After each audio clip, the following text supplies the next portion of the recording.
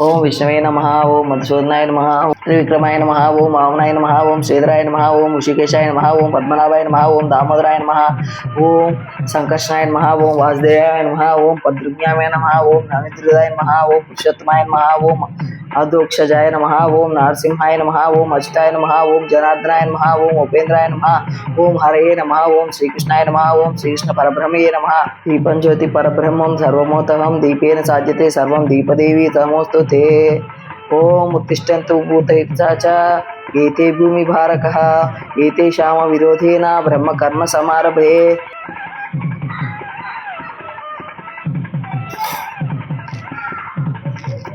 ఓం భూర్భువస్సుః ఓం మహాం ఓం జమః ఓం తపః ఓం సత్యం ఓం తత్సవితుర్వరేణ్యం భర్గో దేవస్య ధీమహి ధియో యో నః ప్రచోదయాత్. ఓం గం గణపతయే నమః, ఓం గం గణపతయే నమః, ఓం గం గణపతయే నమః, ఓం గం గణపతయే నమః, ఓం గం గణపతయే నమః, ఓం గం గణపతయే నమః.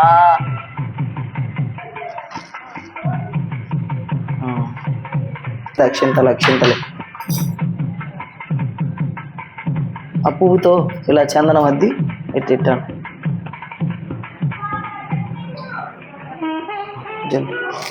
ఓం గం గణపతే నమః అక్షతాం సమర్పయామి. అక్షతలు సమర్పించు. ఓం గం గణపతి పుష్పాణియం సమర్పయామి. ఓం సుముఖాయ నమః, ఓం ఏకదంతాయ నమః, ఓం కపిలాయ నమః, ఓం గజకర్ణకాయ నమః, ఓం లంబోదరాయ నమః, ఓం వికటాయ నమః, ఓం విఘ్నరాజాయ నమః, ఓం గణాధిపాయ నమః, ఓం ధూమకేతమే నమః, ఓం గణాధ్యక్షాయ నమః, ఓం బాలచంద్రాయ నమః, ఓం గజాన్వాయ నమః, ఓం వక్రతుండాయ నమః, ఓం శూర్పకర్ణాయ నమః, ఓం హేరంబాయ నమః, ఓం స్కందపూర్వజాయ నమః, ఓం సర్వసిద్ధి ప్రదాకాయ నమః, ఓం శ్రీ మహాగణపతయే నమః. ఓం షోడోపచార పూజ సమర్పయామి.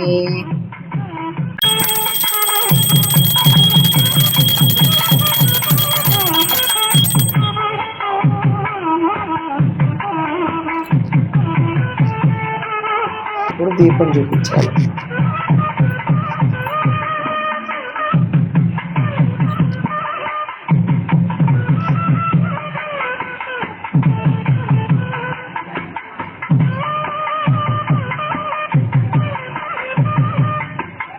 ఓం గం గణపతే నమః తాంబూలం సమర్పయామి.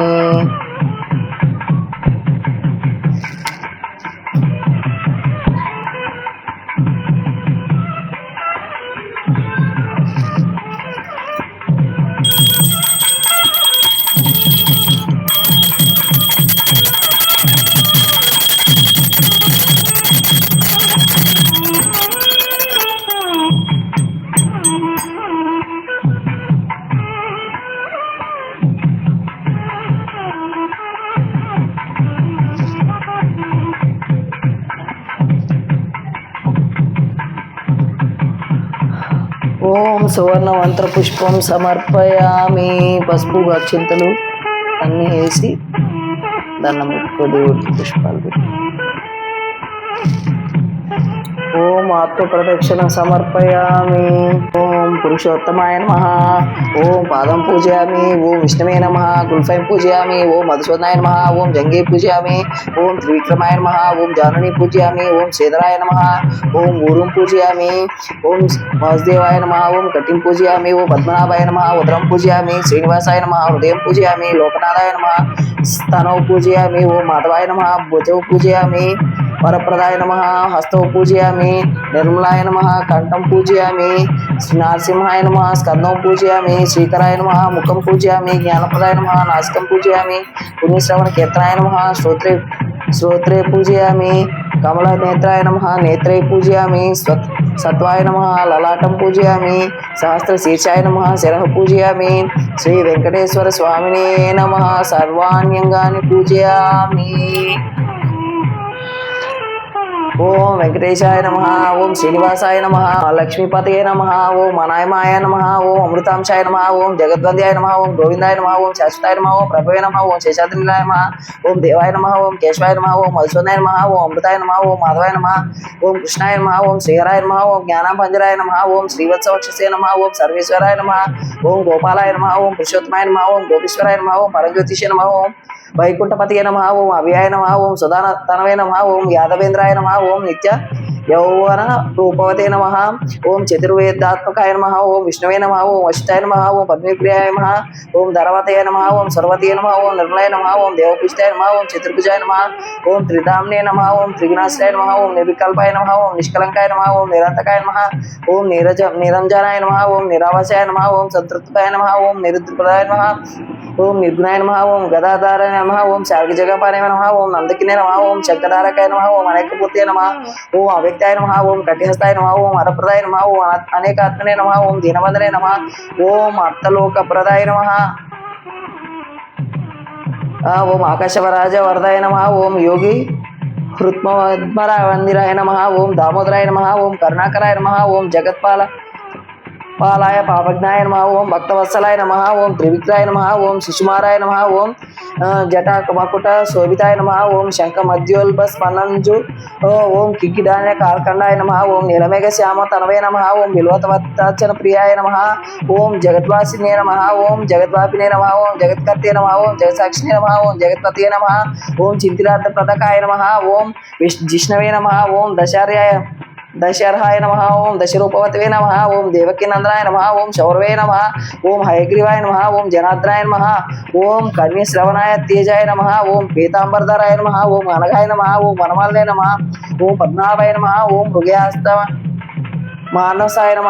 ఓం అశ్వరుడాయ నమ. ఓం ఖడ్గదారినే నమ. ఓం జనార్జన సముత్సుకాయ నమ.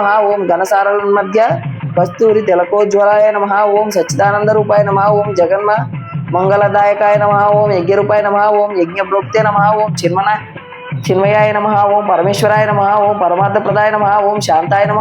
ఓం దోర్దండవి విక్రయాయ నమ. ఓం పరత్పరాయ నమ. ఓం పరబ్రహ్మణే నమ. ఓం శ్రీభవే నమ. ఓం జగదీశ్వరే నమ. గోవింద గోవింద ఏడుకొండలవాడ వెంకటరమణ గోవింద గోవింద. ఆపద ముక్కులవాడ అనాథ రక్షక గోవింద గోవింద. ఏడుకొండలవాడ వెంకటరమణ గోవింద గోవింద. ఆపద ముక్కులవాడ అనాథ రక్షక గోవింద గోవింద. గోవింద హరే గోవింద వెంకటరమణ గోవింద. నిత్య నిర్మల గోవింద నీలమేఘ శ్యామ గోవింద.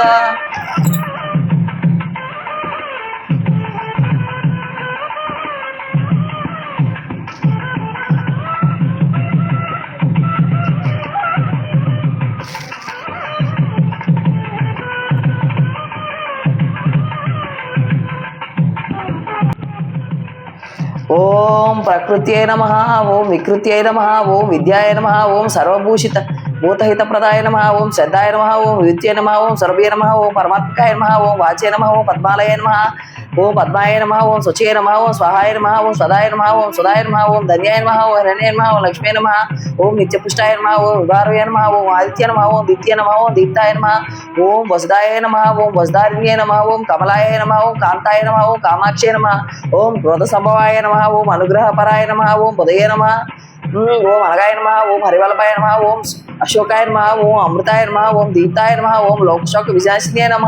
ఓం ధర్మనిలయాయ నమ. ఓం కరుణాయ నమ. ఓం లోకమాత్రే నమ. ఓం పద్మప్రియాయ నమ. ఓం పద్మాస్తాయ నమ. ఓం పద్మాక్షే నమ. ఓం పద్మసుందర్య నమ. ఓం పద్మోద్భవాయ నమ. ఓం పద్మముఖ్యే నమ. ఓం పద్మనాభప్రియాయ నమ. ఓం రమాయ నమ. ఓం పద్మల మూలధారాయ నమ. ఓం దేవ్యే నమ. ఓం పద్మిన్యే నమ. ఓం పద్మగంధిన్యే నమ. ఓం పుణ్యగంధాయ నమ. ఓం సుప్రసన్నాయ నమ. ఓం ప్రసాద విముఖ్యే నమ. ఓం ప్రభాయ నమ. ఓం చంద్రవదనాయ నమ. ఓం చంద్రాయ నమ. ఓం చంద్ర సహోదర్య నమ. ఓం చతుర్భుజాయ నమ. ఓం చంద్రరూపాయ నమ. ఓం ఇంద్రాయ నమ. ఓం ఇంద్రశీతలాయ నమ. ఓం ఆహ్లాదజన్యే నమ. ఓం పుష్యే నమ. ఓం శివాయ నమ. ఓం శివకత్య నమ. ఓం సత్య నమ. ఓం విమలాయ నమ. ఓం శిజన్వే నమ. ఓం దుష్య నమ. ఓం దారిద్ర్యనాశిన్యే నమ. ఓం ప్రీతి పుష్కరిణే నమ. ఓం శాంతాయ నమ. ఓం శుక్లమాల్యంబరే నమ. ఓం శ్రీయే నమ. ఓం భాస్కర్య నమ. ఓం బిల్వనిలయాయ నమ. ఓం వరారోహాయ నమ. ఓం యశస్వినే నమ. ఓం వసుంధరాయ నమ. ఓం ఉదారంగాయ నమ. ఓం హరిణ్య నమ. ఓం హేమమాలిన్యే నమ. ఓం ధాన్యకర్త్యై నమః ఓం సిద్ధయే నమః ఓం శ్రైణ సౌమ్యాయ నమః ఓం శుభప్రదాయ నమః ఓం నొపవేష్మ గతనందాయ నమః ఓం వరలక్ష్మీ నమః ఓం వసుప్రదాయ నమః ఓం శుభాయ నమః ఓం హిరణ్యప్రకారాయ నమః ఓం సముద్రతనయాయ నమః ఓం జయాయ నమః ఓం మంగళదైవ్యే నమః ఓం విష్ణువత్సలాయ నమః ఓం విష్ణుపత్యే నమః ఓం ప్రసన్నాక్షయ నమః ఓం నారాయణశ్రితాయ నమః ఓం భారతీయ ధ్వంసిన్యే నమః ఓం దేవ్యే నమః ఓం సర్వప్రదవారిణ్యే నమః ఓం నవదుర్గాయ నమః ఓం మహాకాళియే నమః ఓం మహావిష్ణు శివాత్మికాయ నమః ఓం త్రికాలజ్ఞాన సంపన్నాయ నమః ఓం భువనేశ్వర్యే నమః.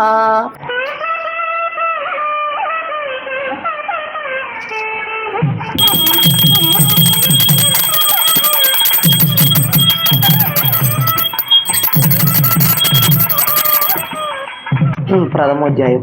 పూర్వం సూత మహర్షి సోనకాది మహాములకు కలియుగ ధర్మం గురించి చెబుతూ మొదటి పాదంలో 3 వంతుల ధర్మం, రెండవ పాదంలో 2 వంతుల ధర్మం, మూడవ పాదంలో 1 వంతు ధర్మం ఉంటుంది. ఇక 4వ పాదంలో ధర్మం పూర్తిగా నశిస్తుంది. అప్పుడు శ్రీమన్నారాయణమూర్తి మరో అవతారాన్ని ఎత్తి ధర్మాన్ని రక్షిస్తాడని చెప్పసాగాడు. ఇది ఇలా ఉండగా కలియుగం ప్రారంభమైనది. కలిదోష నివారణ కోసం మహర్షులందరూ కలిసి సైమిశారణ్యంలో ఒక సత్రయాగాన్ని ప్రారంభించారు.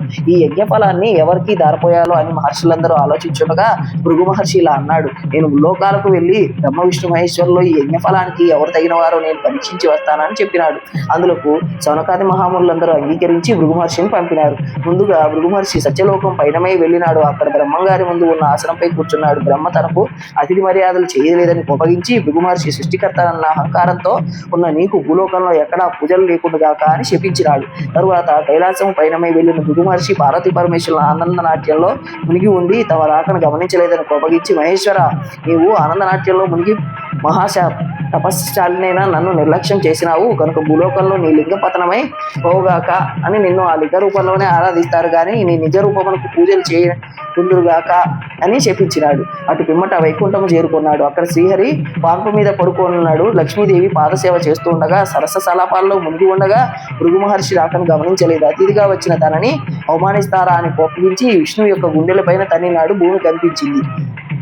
సముద్రాలు అల్లకల్లోలమయ్యాయి. లోకాలన్నీ కనిపించాయి. అయినా శ్రీహరి కోపగించగా పరమశాంతంతో ఉన్నాడు. భృగు మహర్షికి నమస్కరించాడు. ఓ మహర్షి, మీ రాకతో వైకుంఠం పావనమైనది అన్నాడు. తనని మన్నించి అర్థించాడు. తన కాళ్ళు కడిగి పావనమవుతానని భృగు మహర్షిని ఒప్పించాడు.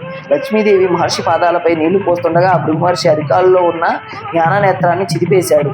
భృగు మహర్షికి గర్వభంగం కలిగింది. శ్రీహరి నమస్కరించి, ఓ శ్రీహరి, దేవదేవ, మీ వంటి సద్గుణ సంపన్నులు 14 లోకాలను లేరు. మీరు ఒక్కరే ఈ లోక సంరక్షణకు తగిన వారు, మన్నించమని ప్రార్థించాడు మహర్షి.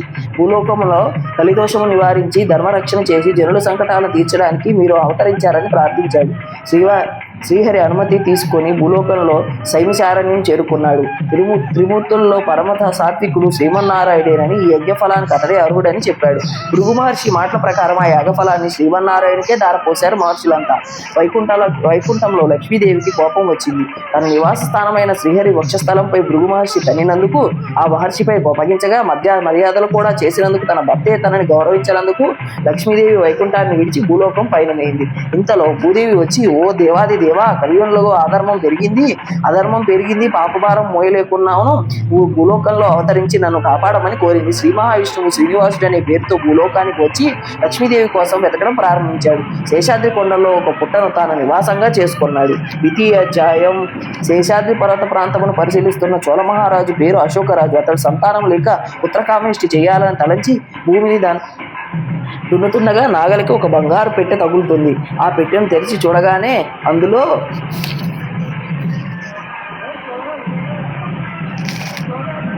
ఒక మహాలక్ష్మి కలిగిన ఒక బాలిక కనిపించినది. ఆమె భూలోకానికి వచ్చిన శ్రీ మహాలక్ష్మి ఆకాశరాజు సంతోషించి ఆ పిల్లకు పద్మావతి అని పేరు పెట్టినాడు. ఎంతో అల్లారుముద్దుగా పెంచసాగాడు. ఆమె యుక్త వయసు వచ్చింది. పద్మావతి ఒకసారి లక్ష్మిని వెతుకుతున్న శ్రీనివాసుని చూచి మోహించినది. తల్లిదండ్రులు ఈ విషయాన్ని చెప్పగా తండ్రి ఆకాశరాజు వచ్చి చూసి శ్రీనివాసుని యొక్క తేజస్సుని చూసి ఆశ్చర్యపోయాడు. అతనే మహావిష్ణువు అని భావించి పద్మావతినిచ్చి వివాహం చేశాడు. తృతీయ అధ్యాయం. ఆకాశరాజు తర్వాత మానుడు రాజు అయినాడు. శ్రీనివాసుడు వెంకటేశ్వరుడి పేరుతో శేషాద్రి శిఖరముల మీద కలియుగాంతం వరకు నివసించి ఉండాలని నిశ్చయించుకొని సాలగ్రామ శిలారూపంలో పద్మావతి భూదేవులతో కొలువైనాడు. తొండమానుడు శ్రీ వెంకటేశ్వర స్వామికి ఆలయాన్ని నిర్మించాడు. అప్పటి నుండి తనను నమ్ముకొని సేవించే భక్తులను రక్షిస్తున్నాడు స్వామి. తిరుపతి మహాక్షేత్రమునకు దగ్గరలో ఒక పల్లెల భీముడనే వేరుగల కుమ్మరి ఒకడున్నాడు. అతడు చాలా పేదవాడు. కుండలు తయారు చేసి అమ్ముకొని జీవించేవాడు. అతనికి వెంకటేశ్వర స్వామిపై భక్తి ఎక్కువ. అతడు కుమ్మరికి సారిపై కుండలు తయారు చేయి ప్రదేశంలో వెంకటేశ్వర స్వామి వారి ప్రతిమను పెట్టుకొని సారిపై కొండలను తయారు చేసినప్పుడు తన చేతికి కట్టుకున్న మట్టితో పుష్పం చేసి స్వామికి భక్తితో సమర్పించేవాడు. ప్రతిరోజు ఈ విధంగా చేతికి అంటిన మట్టితో పుష్పం వేసి భక్తితో స్వామికి అర్పించడం అలవాటైపోయింది. రాజు తొండమానుడు కూడా శ్రీ వెంకటేశ్వర స్వామి భక్తుడు. అతడు ప్రతిదినము వెంకటాచలమునకు పోయి బంగారు పూలతో స్వామిని పూజించేవాడు. ప్రతిరోజు అతడు పూజించిన బంగారు పూల స్థానాల్లో మట్టి పూలు వారి వద్ద ఉండేవి. తొండమానుడు ఈ విషయం గమనించాడు. అర్చకుడు తాను సమర్పించిన బంగారు పూలు దొంగిలించి మట్టి పూలు అక్కడ ఉంచుతున్నారని అనుమానించి తన బొట్లను కాపలా ఉంచాడు. ఎన్ని విధములు ప్రయత్నించినా రాజు పెట్టిన బంగారు పూల స్థానంలో మట్టి పువ్వులే ఉండేవి. రాజు మానసికంగా కృంగిపోయాడు. ఒకరోజు స్వామి రాజునకు కలలో కనిపించి, రాజా, నీవు పాలిస్తున్న ఈ క్షేత్రం సమీపంలో భీముడనే కుమ్మరి ఒకడున్నాడు. అతడు కడు పేదవాడు. అతడు నిత్యము నన్ను ధ్యానించి మూఢభక్తుడు. అతడు కుండలు చేయించినప్పుడు చేతి వంటిన మట్టితో పువ్వులను పూజ చేసి భక్తితో నాకు సమర్పిస్తున్నాడు. అతడి భక్తి ప్రభావంతో అతడు సమర్పించే మట్టి పూలు నన్ను చేరుతున్నాయి. భక్తితో అతడు నీకంటే గొప్పవాడు, విచారించినకు అని చెప్పినాడు. ఎవరా భక్తుడై చూడవలనని తలంపుతో రాజు భటులతో కలిసి ఆ పల్లెను చేరాడు. సారపై కొండలను చేయించు చేతి కట్టిన మట్టితో పుష్పములు చేసి స్వామికి చేరునట్లు నేర్పుగా విసిరిచు కొండలను చేయి భీముని చూసి రాజు ఆశ్చర్యపోయాడు. రాజు భీముని చెంతకు వెళ్ళి, ఓయి, నీవు స్వామిని మట్టి పూలతో పూజించుట ఏమి? నీకు పూజకు పువ్వులు దొరకటం లేదా అని అడిగాను. అప్పుడు భీముడు రాజునకు నమస్కరించి, మీ వంటి వారు మా ఇంటికి వచ్చుట చాలా పావనమైనది. నేను దరిద్రుడను, పూజలెరుగని వాడను. కొండలను చేసి అమ్ముకుని ఆ వచ్చిన డబ్బులతో కుటుంబను పోషించుకు జీవిస్తున్నాను. ఆ స్వామిని నమ్మిన వాడను. మట్టిని పుష్పంగా చేసి స్వామిని భక్తితో తలచుకొని సమర్పిస్తున్నాను అని మహారాజునకు తన పరిస్థితి చెప్పాను. ఆ కుమ్మరివాని మాటలు విని మహారాజు మిక్కిలి ఆశ్చర్యపడి అతడి భక్తికి మించి వానికి కొంత ధనమునిచ్చి తన రాజ్యమునకు పోయాను. కొంతకాలముకు భీముడు మరణించి వైకుంఠము చేరాను. తొండమాన మహారాజును స్వామి కళలో కనిపించి, ఇక నుండి నా మట్టి పాత్రలో ప్రసాదం తయారు చేసి నివేదించవలను చేయని చెప్పాను. ఈ రోజు కూడా స్వామివారి సన్నిధిలో ఈ ఆచారంనే పాటిస్తున్నారు. మట్టి కుండలతో ప్రసాదము తయారు చేసి నివేదన చేయించిన వాళ్ళు తొండమాను చక్రవర్తి కూడా స్వామివారికి ఎన్నో ఉత్సవాలను జరిపించి చివరకు వైకుంఠము చేరను. చతుర్థాధ్యాయం. ఒకసారి నవగ్రహాల్లో 7వ వాడైన శనిదేవునికి తనను ఎవరో భక్తితో పూజించడం లేదని భయంతో మాత్రమే పూజిస్తున్నారని విచారించి కలియుగ దైవమైన శ్రీ వెంకటేశ్వర స్వామి గురించి తపస్సు చేశారు. స్వామి ప్రత్యక్షమైనాడు. అప్పుడు శనిదేవుడు, స్వామి, నీ పేరు వింటేనే ప్రజలు భయపడుతున్నారు. అందరూ పూజించినట్టు నన్ను పూజించడం లేదు. ఇక్కడ నుండి నాకు ప్రీతికరమైన శనివారం రోజున నన్ను పూజించి నిన్ను పూజించిన వారికి సర్వదేవతలను పూజించిన ఫలితము ఆ ఒక్క రోజులోనే రావాలని కోరినాడు. అందులోకి స్వామి చిరునవ్వు నవ్వి, శనేశ్వర, నువ్వు కోరిన వరాన్ని అనుగ్రహిస్తున్నాను. భక్తులు శనివారం రోజు ప్రారంభించి 7 శనివారములు నన్ను ముందు పూజించి ఆ తర్వాత నిన్ను పూజిస్తూ ఒక మహావ్రతంగా ఎవరు ఆచరిస్తారో వారికి నువ్వు ఇచ్చే ఫలితంతో పాటు నా సంపూర్ణ అనుగ్రహం కూడా లభిస్తుంది. శనిగ్రహ దోషాల నుండి విముక్తులై సౌఖ్యాన్ని పొందుతారు, ఆయురారోగ్య ఐశ్వర్యములు పొందుతారని వరమిచ్చినాడు అని సూతుడు చెప్పింది. విని శౌనకాది మహాములందరూ ఆనందించి ఈ సప్త శనివార వ్రతం ఆచరించి స్వామి అనుగ్రహం పొందిన వారి కథను చెప్పమని అడిగినారు. అంతలో సూత మహర్షి చెప్పడం ప్రారంభించాడు. పంచమాధ్యాయం. పూర్వము కాంచీపురమున దేవదత్తుడనే ఒక బ్రాహ్మణుడు ఉండేవాడు. అతడు వేదాంగములు తెలిసినవాడు. అతడి భార్య మాలిని. ఆ దంపతులు అతిథి అభాగ్యతలను ప్రదర్శిస్తూ గృహస్థ ధర్మాన్ని పాటిస్తూ ఉండేవారు. వారికి శ్రీ వెంకటేశ్వర స్వామి ఇలవేలుపు. ఒకరోజు వారింటికి కాశీయాత్ర చేసి వచ్చిన ఒక బ్రాహ్మణోత్తముడు వచ్చాడు. ఆ వచ్చిన అతిథిని సాక్షాత్తు స్వామిగా భావించి ఎంతో మర్యాదలు చేశారు. భోజనం పూర్తయిన పిమ్మట ఆ బ్రాహ్మణోత్తముడు ఆ దంపతుల జాతకాలు పరిశీలించి జాతక గోచార ప్రకారం శనిదోషం వలన అప్రమృత్యు కలిగే సూచనలు కనబడుతున్నాయి. ఆ అప్రమృత్యు దోష పరిహారానికి 7 శనివారములు వ్రతం చేసి ముందు శనీశ్వరుడి తర్వాత శ్రీ వెంకటేశ్వర స్వామిని భక్తి శ్రద్ధలతో ఆరాధించమని చెప్పి వ్రత విధానాన్ని వివరించి తన దారి తాను వెళ్ళిపోయాడు. ఓ దేవదత్తుడు మాలిని దంపతులు తారాబలం చంద్రబలం కుదిరిన ఒక శుభదినాన బ్రాహ్మముహూర్తాన నిద్రలేచి కాలకృత్యాలు తీర్చుకొని స్నానమాచరించి ఇంటిలో ఈశాన్య భాగంలో పూజాపీఠం ఏర్పాటు చేసుకుని మంటపం వేసి శ్రీ వెంకటేశ్వర స్వామి పటం పెట్టుకొని నివేదన 7 రకాల పళ్ళు 7 చిన్ని ఉండలు పూజా సామాగ్రి ఏర్పాటు చేసుకొని ఆ రోజు సాయంత్రం వరకు ఉపవాసం ఉండి 7 లడ్డూలు కూడా ఏర్పాటు చేసుకొని చంద్రోదయం వేళ పూజ చేసుకొని కథ చదువుకొని అక్షింతలు తమ శిరస్సును దాల్చి ఒక బ్రాహ్మణోత్తములకు భోజనం పెట్టి దక్షిణ తాంబూలాలు సమర్పించి అటు పిమ్మట వారు భుజించినారు. ఇలా 7 శనివారాలు వ్రతములు భక్తి శ్రద్ధలతో ఆచరించినారు. ఆ దంపతుల భక్తి శ్రద్ధలకు స్వామి ప్రసన్నుడై మాలిని దేవికి స్వప్నంలో కనిపించి, మాలిని, మీరు అత్యంత భక్తి శ్రద్ధలతో చేసిన 7 శనివారాల వ్రతముకు నేను సంతోషించినాను. ఈ వ్రత ప్రభావం వలన నీ భర్తకి శనైశ్చర దోషం అప్రమృత్యు భయం కూడా తొలగిపోయింది. అతనికి రాబోయే జన్మలోని ఆయుధాన్ని ఈ జన్మలోకి తీసుకొచ్చి పూర్ణాయుధార్థం కలిగిన వాడుగా చేశాను. ఈ దంపతులిద్దరూ సుఖశాంతులతో ఆనందంగా నూరు సంవత్సరాలు జీవించండి, చతుర్విధ పురుషార్థములు సాధించుకుంటూ ఈ మానవ జన్మను సార్థకం చేసుకోండి అని దీవించి అదృశ్యమైనాడు. వెంటనే మాలిని లేచి భర్తను లేపి తన స్వప్న వృత్తాంతాన్ని చెప్పింది. అతడు కూడా చాలా సంతోషించి భార్యను కూడా మెచ్చుకున్నాడు. ఒకనొక రోజు ఆ దంపతులిద్దరూ తిరుపతి వెళ్లి శ్రీ వెంకటేశ్వర స్వామిని దర్శించుకొని మొక్కులు తీర్చుకొని మనసారా కీర్తించి ప్రసాదం స్వీకరించినారు. ఆ మరుసటి రోజు బ్రాహ్మణులను పిలిచి అన్నసంతర్పణ చేసి ఆ బ్రాహ్మణుల ఆశీర్వాదం పొందారు. జీవితాంతము యథాశక్తిగా వెంకటేశ్వర స్వామి సేవ చేస్తూ తోకు ఆ స్వామి సాన్నిధ్యాన్ని పొందారు. కలయి వెంకటనాయక శ్రీ వెంకటేశ్వర స్వామిని మించిన దైవం లేడు. ఈ 7 శనివారాల వ్రతంలో స్వామిని పూజించిన వారికి శని దోషాలు నశించి శ్రీ స్వామివారి అనుగ్రహం పొందుతారని సూత మహర్షి సౌనకాది ముఖములకు చెప్పినాడు. కలియుగ శ్రీ వెంకటేశ్వర స్వామి ప్రత్యక్ష దైవము. భక్తి శ్రద్ధలతో స్వామిని అర్చించిన వారికి ఇహపర సౌఖ్యములు భోగభాగ్యములు కలుగును. శ్రీ స్వామివారికి ఇష్టమైన 7 శనివారాల వ్రతము ఆచరించిన వారికి కష్టములు తీరును, గ్రహ బాధలు నశించును, సంపదలు కలుగును, వారికి అందరికీ సర్వశుభములు కలుగును. ఈ వ్రతం ఆచరించిన వారికి అసాధ్యమైనది లేదు. ఈ కలియుగమున ఈ శనివార వ్రతమును మానవులకు కల్పవృక్షము వంటిది. ఈ వ్రతము చేసి అర్చించి కథను చదువుకున్న వారు ధన్యులు. ఈ స్వామి అర్చించినట్లే ఎగును.